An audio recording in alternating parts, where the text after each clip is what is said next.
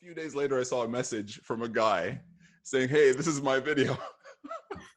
and, and I was like, that was actually you. That was your channel that I'd use. And I didn't actually know, or I hadn't known of you at the time. I wasn't active on Twitter as I am now. What's up, everybody? Thanks for joining us for another Future Trend Today video. In today's very special edition, I interview and have a conversation with someone I'd like to think of as a mentor. One that I'm sure you're aware of if you are following me on Twitter or are very familiar within the cryptocurrency space. But either way, he's an individual I feel such a conversation will give you an opportunity to learn a lot more about this new and emerging space of cryptocurrencies. Without further ado, let's get into it.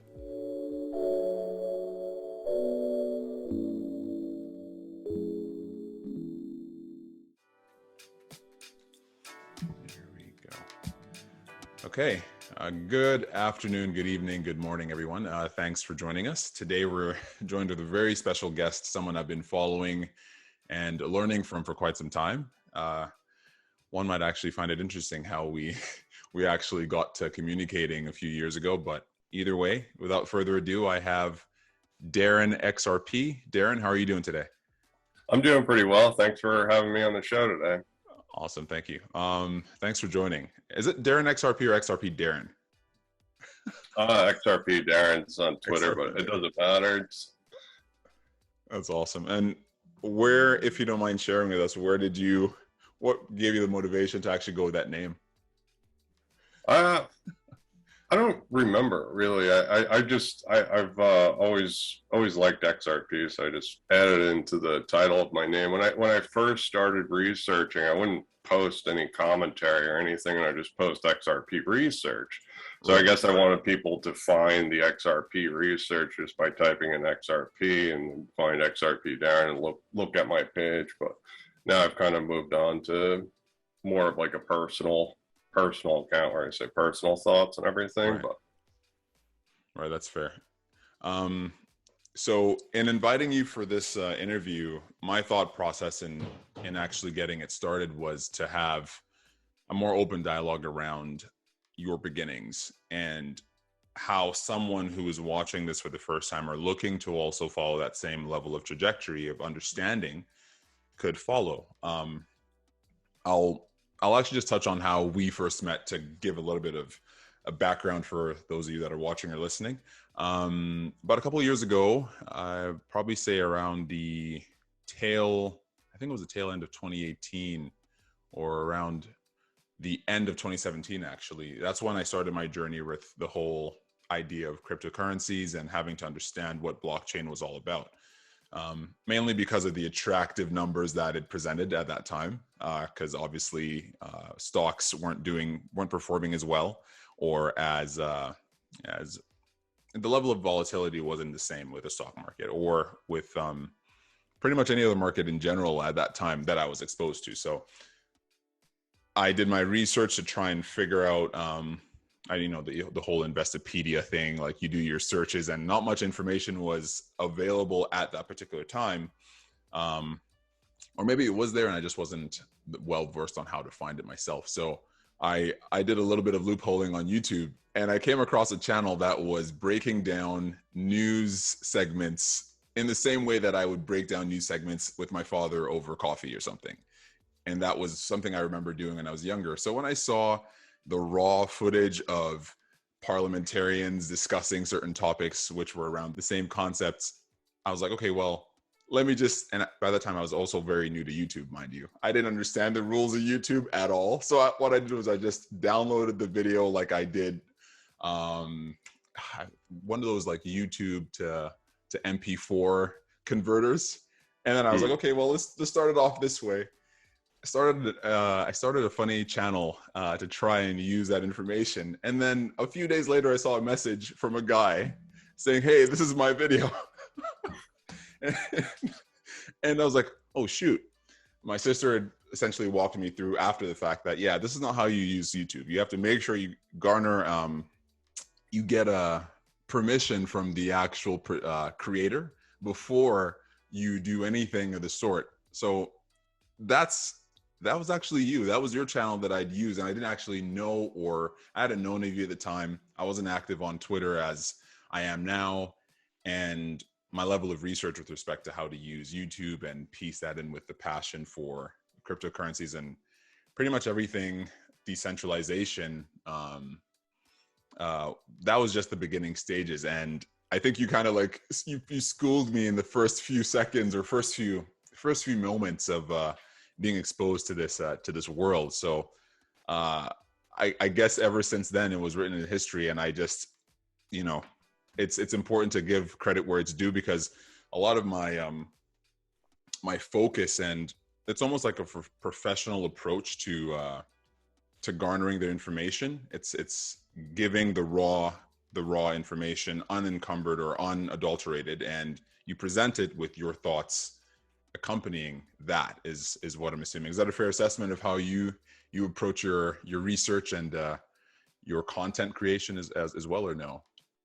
Yeah, well, it's been evolving. Like at first, I would just find the raw footage and just post the raw footage. By the way, you're free to use any clip you want now. I don't care too much about that. At the time, it was bothering me because you know, people would just constantly take my footage and then present it like they found it, and you know, it kind of was getting on my nerves at the time. So it was nothing personal against you. It was just, I was calling out people that were doing it. And you have to understand, I didn't take it personally, Darren. I didn't. It was actually needed at that time. I needed to be set in.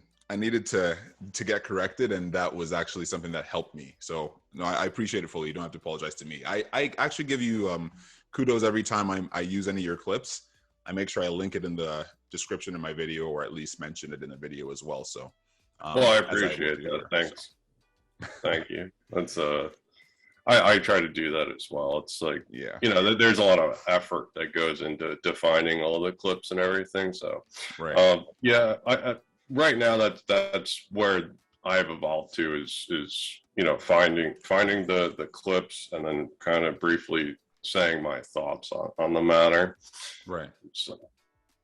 And with that in mind, is it a circumstance of, let's actually give you the open forum here. Where is the ground zero for you when it comes to this whole process of understanding cryptocurrencies? When did you start? Okay, so I put in like a small amount of money when Bitcoin was around, you know, $2,000 in 2017.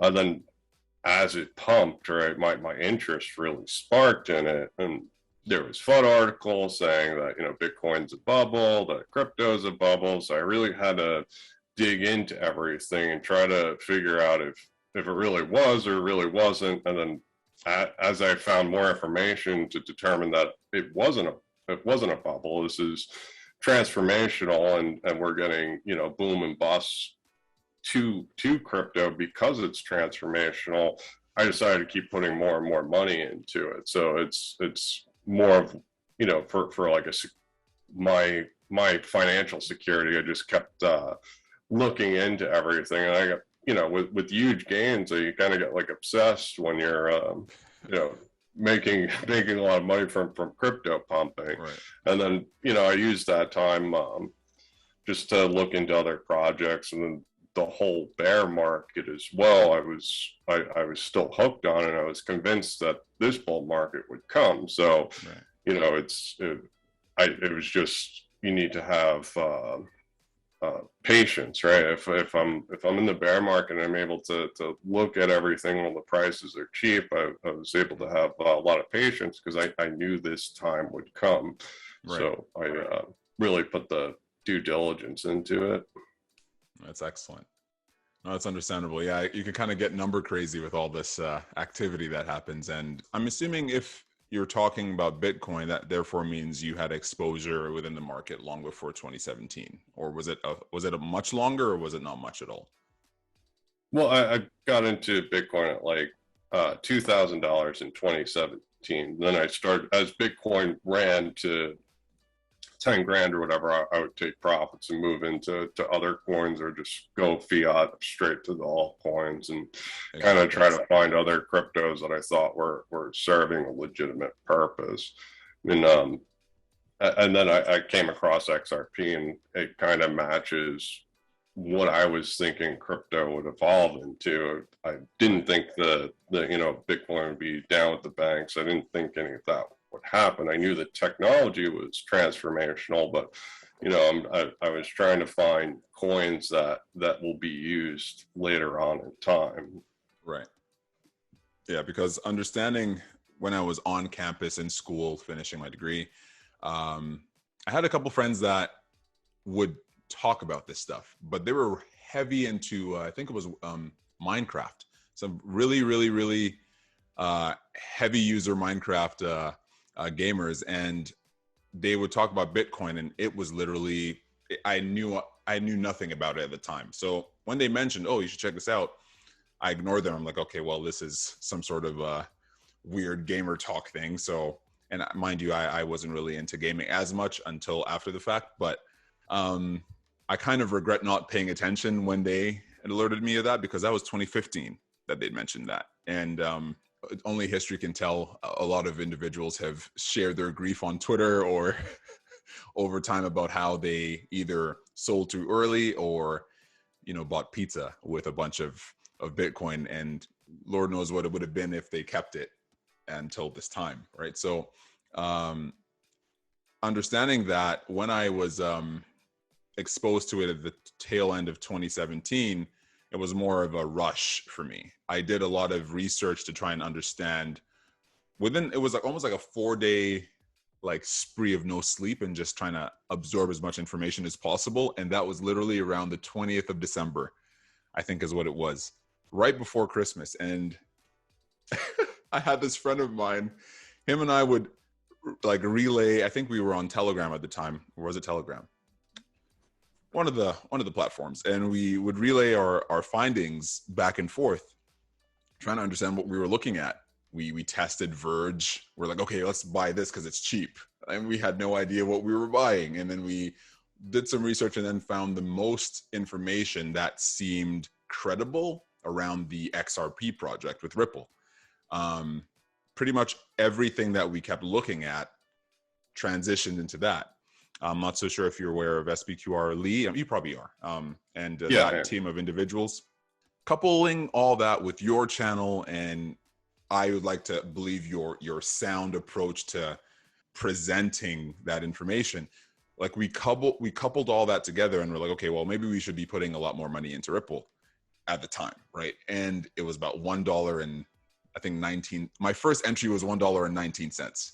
And it was painful because I'm like, oh my God, this is relative to what we saw the prices prior. It was pretty expensive. Most people had bought in at probably 0.00 blah, blah, blah. You could look down the chart, and we were buying at $1.19. And I was like, oh God, it's going up to $1.30. I'm like, okay, well, this is not bad. Let me buy some more. And we bought some more.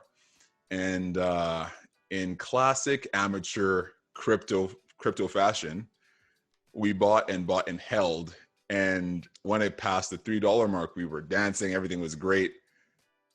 And then it dropped, and we were like, oh my God, what's happening? This is right around the beginning of January. The entire market bust at that time. And we were like, oh my God. And we sold at a bottom. It was total amateur. And I regret that time, but it was a good learning curve for me because I got to understand how the market actually unfolded or how it transacted. And that gave me a better confidence in just remaining unemotional when it comes to investing. Now it's more of I don't even pay attention to the markets as much. I know because of the research that I've conducted, because of what I understand cryptos to be now. I think it's important that everybody understands this. It's not necessarily all fully baked yet. Everything is still in its nascent stage, regardless of how many years ago we were talking about. I think it's pretty early still. From a geopolitical perspective, one can say that there's a lot that's being done to kind of shape it in a certain direction, but the sky's the limit when it comes to cryptos. There probably isn't any limit at this point. It just depends on what kind of rules are set. What is your take on actually coming to a certain level of conviction regarding certain projects? How do you go through vetting? What's your vetting process like for cryptocurrencies? It depends on if I'm in a bear market or a bull market, right? Because Right. in a bull market, I realize a lot of coins that are, not transformational, but just decent projects are gonna increase in value. So, Right. um, you know, in the in a bear market, I'm looking for very long term coins that I think are going to play a part in this next gen financial system. So I think Right. that the banking system today is going to be updated and incorporate tokenized assets and tokens, and we're going to update to a more efficient banking system. So I'm looking in a bear market, I'm looking for coins that kind of fit that, what the partnerships that they're working with, some of the traditional banking system. I look for tokenomics, I look for the partnerships, I look for um, just just uh, just the connections with the team, right? If you Right. find a project where there's a lot of strong team members that have a strong coding background, and then you find projects that have people that work for the Federal Reserve and move to their project, I give those projects a really deep look. And I just kind of search Google all the time for PDFs to see if any of the big banking institutions mention them. Sometimes there's leaks where you can kind of get an inside look at what's going on, and this Right. happens with Ripple a lot, especially like in 2017, 2018. You could find documents where banks are saying they're connected to RippleNet or APIs or whatever, and you're just kind of trying to find that network effect. But it's Do you consider that a positive then? Like with respect to the linkages or partnerships with traditional finance? I consider that a positive. I know a lot of people in crypto disagree with me, and that they think, a whole system's going to evolve from crypto, and that's going to be the next system. I kind of think, it's going to be a combination of those things. So Right. the winners, right, that build the infrastructure in present day crypto, I certainly see them having a role. Like Ethereum's an example of this. Is everyone consensus is huge. They're involved with central banks. They're involved with everything, and Ethereum's kind of like the crypto project that everybody else stems off of. So there's meme coins, and a lot of the junk in crypto revolves around Ethereum as well. But that doesn't take away from the fact that they're still like kind of a standard. The Ethereum virtual machine, a lot of coins work off of that. The ERC20 tokens work off of that. There's a huge network effect with that. But still, if you dig into that, you'll find the traditional banking system working with the Ethereum Alliance, and a lot of what Ethereum does is tied to the banking system. So Right. I don't know if if we both arrive at the same answer, we just take different paths to get to that answer, that Right. doesn't matter, right? So it's Exactly. it's like that. But there's a lot of coins that are neglected when people have that point of view where they think crypto evolves into the next banking system. So there's a lot of biases towards coins that are more geared for helping traditional finance, like XRP or Algorand or Quant or anything. There's this bias where those coins get neglected a lot, and if you some of those coins have made some of the hugest gains because I think they're headed in that direction, right? Like XTC did something insane, and they're one of those coins that are incorporated to traditional finance, and the traditional finance system is evolving onto some of these coins, some of these public blockchains. So there's in a bull market, though, I'm more I've been personally looking more into technical analysis. I never thought that would be a really helpful tool, but it certainly is. And the more I'm learning about technical analysis and entries and exits and everything, you can really determine if a coin's overvalued, undervalued, and where to get into the coins, right? And I'm an open-minded person, so I still see why everyone, a vast majority of crypto enthusiasts think that, you know, the blockchains that everyone's building off of now will evolve into that. So I could see the thesis, the investment thesis with these coins. So I look for coins that are important to that, right? So like DeFi, for example, there's certain elements to DeFi that might that certain coins help with. There's a coin called Warp where you can borrow against your LP tokens. Now, you know, 10, 20 years from now, I don't know if that's going to be something that financial institutions, I don't know if the laws are going to work with DeFi, but I know that today that's a really important coin. If I could borrow off of my LP token, that's a huge deal for DeFi right now. So, you know, I find coins like that, but in the bear market, I'm looking for really long-term coins that are, you know, going to help with the next financial system. So that's part 1, people. Thank you so much for watching, and be on standby for part 2, which I'll be uploading fairly shortly. But as always, don't forget to subscribe, hit that notification bell, and hit the like button if you enjoyed my conversation with Darren, as I quite enjoyed it myself. But we get really into the real thick of things in the next part, so be sure to stay tuned for that one. Have a great one, and talk to you guys soon. Please like, subscribe, and hit that notification bell for more videos.